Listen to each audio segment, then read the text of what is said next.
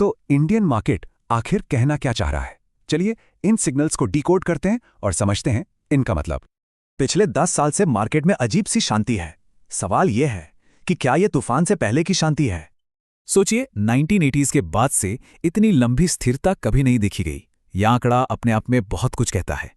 पर सवाल यह है कि ये शांति कितनी टिकाऊ है। देखते हैं कौन से फैक्टर्स इस पर दबाव बना रहे हैं। तो सबसे पहले बात करते हैं वैल्यूएशन पर प्रेशर की। यहां दो बड़े फैक्टर्स काम कर रहे हैं।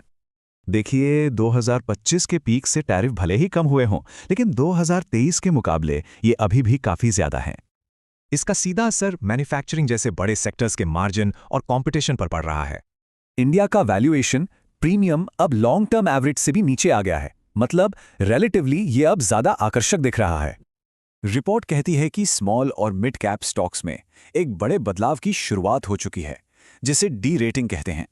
मिड वैल्यूएशन अपने पीक से नीचे तो आए हैं, लेकिन अभी भी 20x के एवरेज से काफ़ी ऊपर हैं। तो जब पूरे बाजार पर प्रेशर है तो फिर मौके कहाँ मिल सकते हैं, देखते हैं। ऐसे महंगे मार्केट में मार्जिन ऑफ सेफ्टी खोजना बहुत ज़रूरी हो जाता है। तो ये मिलेगा कहाँ? मौके 3 ऐसी जगहों पर दिख रहे हैं जिन पर ज़्यादातर इन्वेस्टर्स का ध्यान शायद नहीं गया है। कभी मार्केट के फेवरेट रहे आईटी और एफएमसीजी जैसे सेक्टर्स हाल की रैली में पूरी तरह से साइडलाइन हो गए हैं। कुछ इंडस्ट्रीज में तो ज़्यादातर कंपनियां अपनी ऐतिहासिक वैल्यूएशन से नीचे ट्रेड कर रही हैं। ये एक बड़ा संकेत है।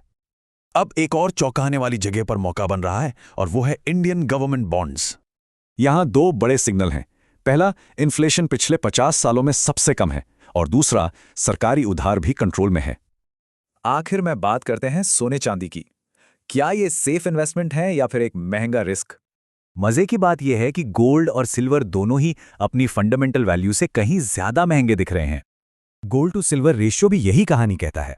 अभी चांदी सोने के मुकाबले ऐतिहासिक रूप से महंगी है। ऐसा लगता है कि सेंट्रल बैंक की खरीदारी जैसी ज्यादातर अच्छी खबरें पहले से ही प्राइस में फैक्टर इन हो चुकी हैं। तो माहौल काफी मुश्किल है। ऐसे में एक सिलेक्टिव और वैल्यू पर फोकस करने वाली अप्रोच ही काम आएगी।